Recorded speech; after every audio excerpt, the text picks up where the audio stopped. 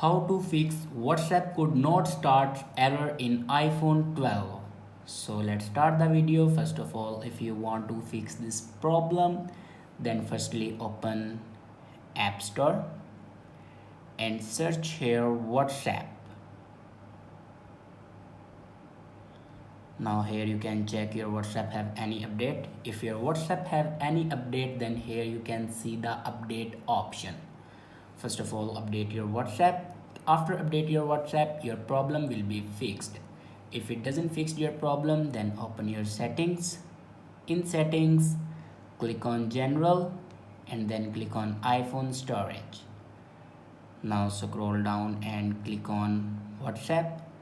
Now here you can offload your WhatsApp app. Now click on offload app and then reinstall app.